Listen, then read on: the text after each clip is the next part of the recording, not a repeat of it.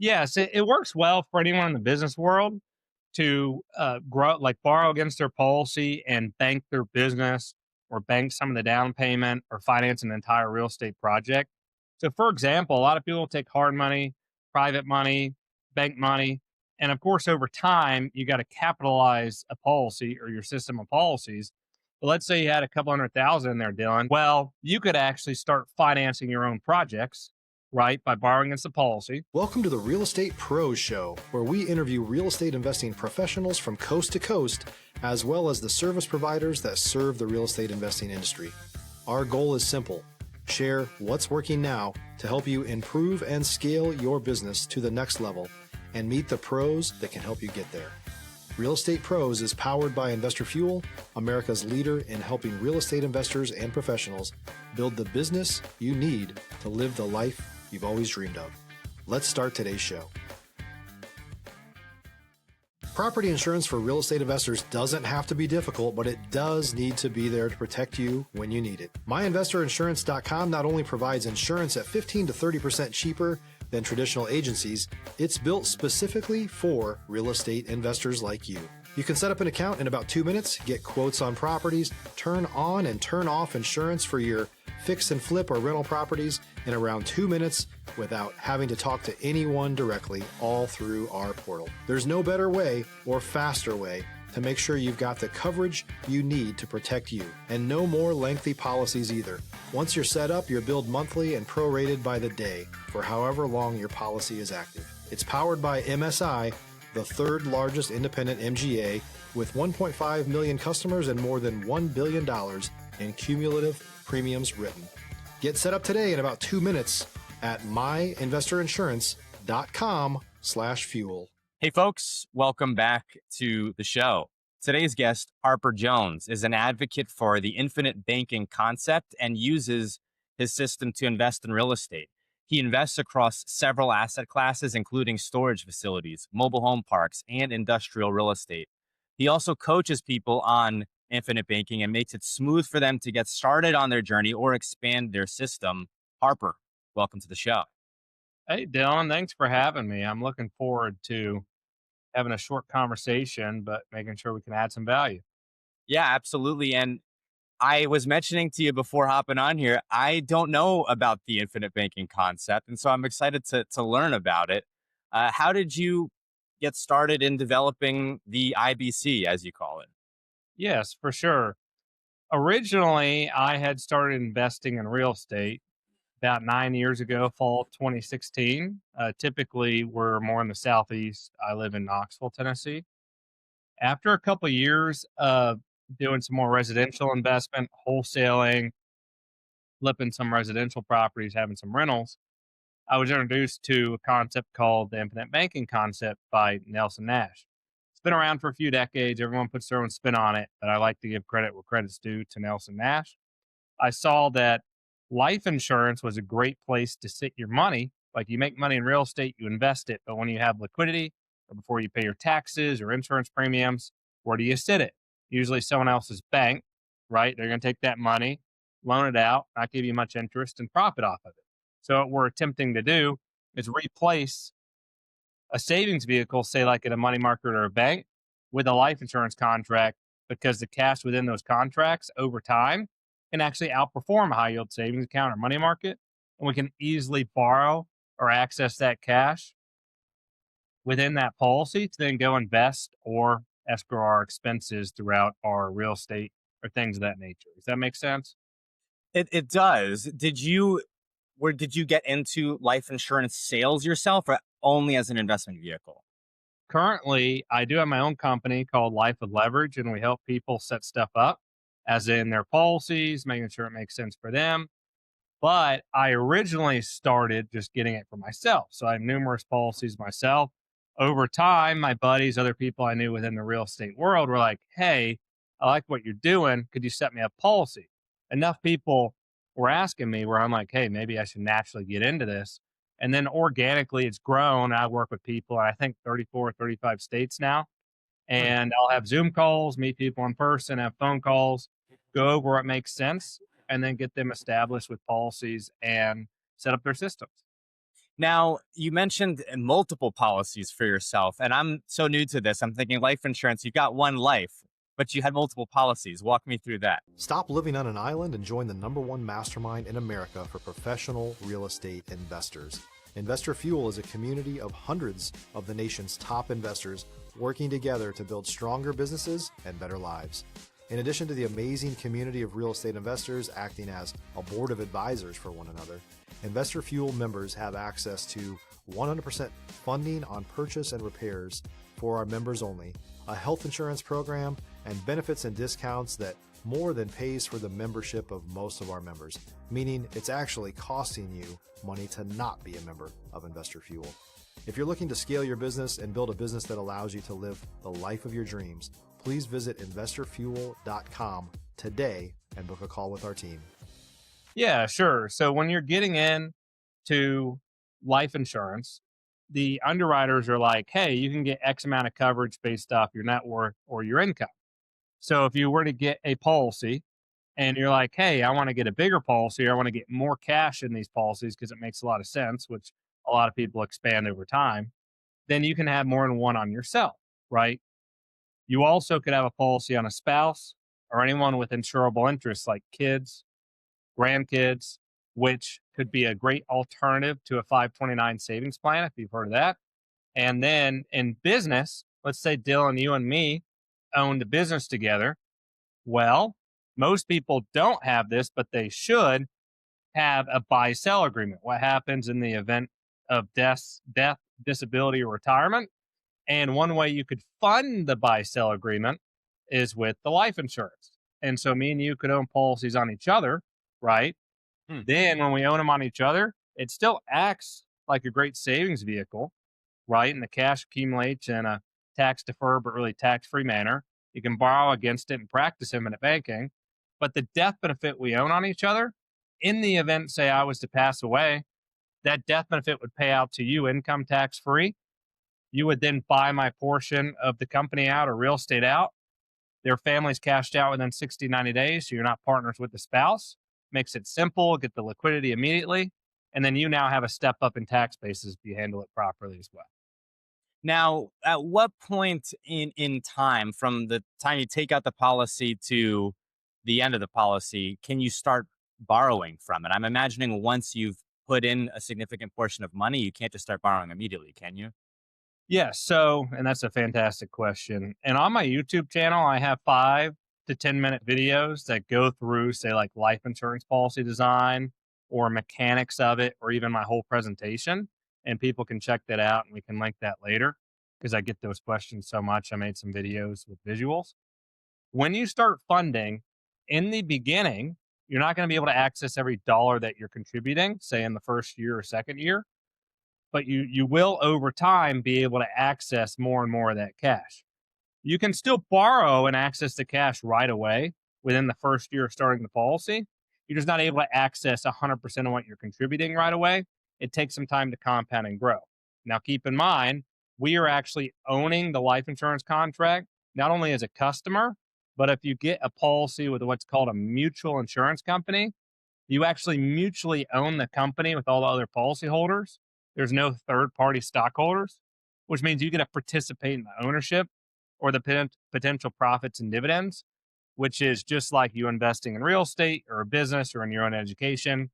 Money, time, resources go out as the investment, and then you get paid back in dividends over time.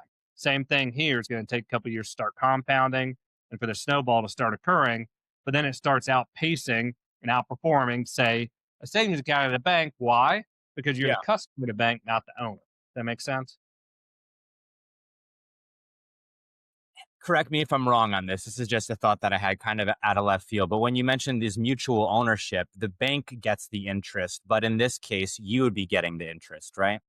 Yeah, sure. So in a insurance company, all the policyholders have to pay in premiums, right? So that they can get their benefit, which would be, say, the death benefit. They also are going to get something in those permanent products called cash value or equity or cash that you can then access and borrow against. So you have the death benefit and the cash value. But that insurance company as a whole has to put that money to work to pay those benefits and to grow because they need to still profit like any company. If you're looking for consistent, high-quality leads, look no further than Investor Machine. Investor Machine isn't just another agency. It's the most sophisticated, data-driven lead generation company on the planet for real estate investors, and serves the role of being not just a lead generator for your business, but a marketing partner that is helping you achieve your goals along the way. Go to investormachine.com to learn more and schedule a call with our team today.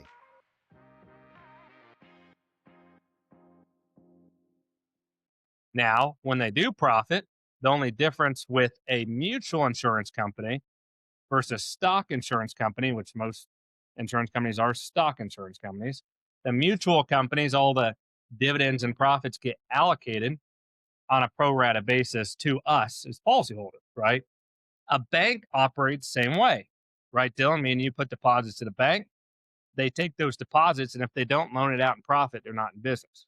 That's how they grow, right? But Right. they give us interest on our deposits, or some interest, and then they go profit in the difference, and that's how they make the whole business grow. And the profits go to the stockholders, which usually is not the customers at the bank. So they operate very similarly. So what we're doing is we're in essence creating our own bank and becoming our own banker over time. Now, I find it interesting as well that you not only offer the ability for people to become their own bank, but also offer them coaching to help them expand this beyond, using it as a bank, some strategy as well. Is that accurate as far as helping them get into investing in real estate? Yes, Dylan. So with anything in life, you need to be educated and understand it. Maybe you don't need 100% because then you would never take action, but have a substantial amount where you're comfortable. And so what we do is we'll coach people on the concept, say, hey, this is how and why a specially designed life insurance contract with a mutual company, a whole life policy works, how it can outperform other savings vehicles over time if you can delay some gratification. And then we'll coach you on what's really most important is getting the policy working for you to complement what you're doing. So it's an and asset. As the cash gets in there, you still can borrow against it and have that real estate, or you can invest in the stock market or so on and so forth. So we will coach, make sure you're educated. If it's something you want to pursue, great. We can get you set up. I'm a licensed life insurance agent, can help you get set up. And then we continue to coach you and service you after the fact. Does that answer your question? Yeah, it does. And, I've had other folks in the life insurance space talk about, I don't know if they referenced it as the infinite banking concept, but they talked about becoming your own bank, which I'm imagining may be a similar type of idea, but they themselves were not investors. So then, when they're talking about you could parlay that into real estate, my thought was, well, who do I go to figure out how to do that? Because you're the life insurance person and I'm the real estate guy, but I don't know how these two worlds intersect. Since you've got experience across multiple segments of real estate, that really does mesh well. Yes, it works well for anyone in the business world to grow, like borrow against their policy and bank their business or bank some of the down payment or finance an entire real estate project. So, for example, a lot of people take hard money, private money, bank money. And of course, over time, you got to capitalize a policy or your system of policies. But let's say you had a couple 100,000 in there, Dylan, and we were just talking before we started the podcast. You go find a flip for 200,000 and you want to wholesale it, or you want to fix it up and sell it, or then refinance it to a bank and cash yourself back out. Well, you could actually start financing your own projects, right, by borrowing against the policy. When you borrow against it, we're borrowing from the mutual insurance company, and there's no middleman marking up the interest. So right now we could borrow about 5% interest, and this is December of 2025. And the cash within the policy still earns interest and dividends, tax deferred, but really tax free the whole time you're borrowing. So your dollar's working for you in two different places, hence the life with leverage. Do they check credit when you're borrowing against your own policy? No, they don't. And there's part of the reason why, or the main reason why, is your cash within the contract is really the collateral or lien. And so they're getting paid back in one, if you were to graduate this world, pass away, the death benefit would be paying off the outstanding loan plus interest, and the rest would go to your beneficiaries income tax free. And if you were to walk away from the policy, then they know the cash is sitting within the policy to offset the loan they loaned you. Does that make sense? So it's really the Yeah. safest investment. If you're a new or newer real estate investor looking to launch or grow your real estate investing business, please check out Investor Fuel Club. It's a coaching community, but unlike anything you've ever seen before. And you can actually partner with members of our mastermind from coast to coast on deals right in your market. There's no better opportunity to build a consistent business than to literally partner with pros to help you avoid costly mistakes, avoid the need for capital to do deals, and help you eliminate your fears as you're starting your business. Learn more about Investor Fuel Club at investorfuel.com/club.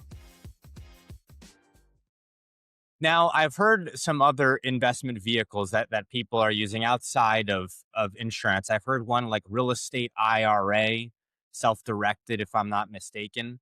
And so when folks are trying to determine, which vehicle to use, they may be trying multiple, right? Is there one reason why you would go with, an insurance, infinite banking versus maybe a self-directed IRA? Yeah, sure. Great question. A self-directed IRA or any type of qualified plan is qualified. It's government sponsored. You're going to have more restrictions. There won't be a death benefit. You could have penalties accessing the cash. I'm not saying don't utilize that or don't keep it if you already have it. But what's important in using your money today and putting it to work today and having the freedom of that use of capital, right? So if you have a self-directed IRA, you could still utilize it, typically at arm's length per se, but you can't just grab all that cash and use it in whatever you want as easy as you should be able to. There's also no death benefit. Depending on how it's set up, it could still be taxed later, and so on and so forth. But at the end of the day, before you make any investment, before you can spend any money, before you could go finance anything in life, you got to have at least some sort of savings or capital. And what we're doing is seeing, hey, where's the best place to store that before we invest it, right? So, from my perspective, keeping it in a place that has a reasonable competitive rate of return can be tax favored, potentially creditor protected if you were to get into a lawsuit or to get sued, has a death benefit, could be guaranteed. You could leverage against it in a conservative way that's beneficial to you. And overall, it's liquid. Now you're like, okay, what vehicles offer that could still be a savings vehicle? A money market's going to check some of that, right? Gold or silver could check some of that, right? Cash could check some of that, but a life insurance contract checks all that. But it does take a handful of years to get that compounding going and delay the gratification. If it's in a qualified plan, you can still get a good returns, but that's more of an investment. It's more tied up, and you don't have as much control and freedom. Does that help, Dylan? Yeah, absolutely. I've got to reach out to you. I've got to take a look at this for myself. When we talk about the areas of real estate that you've invested in, storage, mobile home, industrial, I'm seeing a theme here, which is, different type of tenant, right? We're not talking as much about the typical, single family, multifamily. So the interactions are different. And I'm also looking at, land plays, storage facilities require a lot of land, industrial, mobile home parks. What made you get into that realm of real estate versus single family or multifamily? Sure. So starting out about 9 years ago, we did start out residential. Over time, started buying rentals, then sold out of those, which I mean single family rentals and some apartments. Then got into storage facilities, okay, which kind of fell on our lap. I had a residential broker bring a small storage facility and we bought it, me and my brother. And now we have 7 of those. I'm minority owner in 2 mobile home parks. And then I have 50-50 ownership in an industrial building.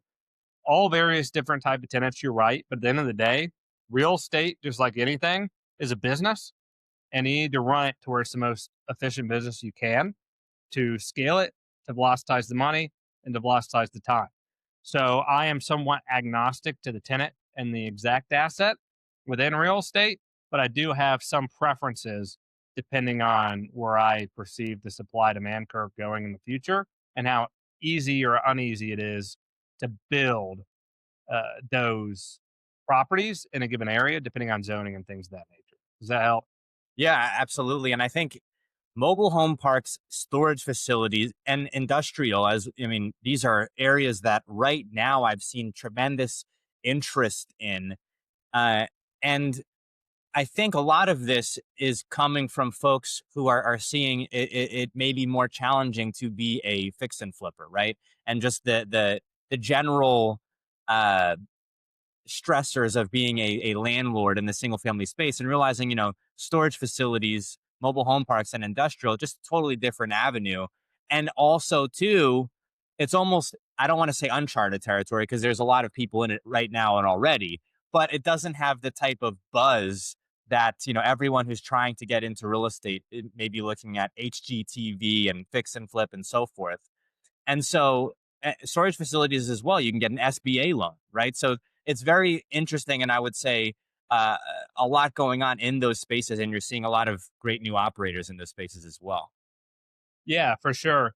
And with any asset class, there's always going to be competition. I try to always have an abundance mindset. There's always deals. You can always get creative. Sometimes you got to be patient. I'm a big relationship guy. So most of the deals I bought, it's been over an extended period of time. I built the relationship with those individuals or people that own those properties before we purchased it. And sometimes I do seller finance or creative finance, where the sellers have financed almost 100% of the deal. They've hold a second, or we've had debt that we moved around to different properties after we sold it, and we didn't pay the sellers off. So like, I like to get really creative in my mind, which also parlays into the infinite banking and how real estate and that they really go hand.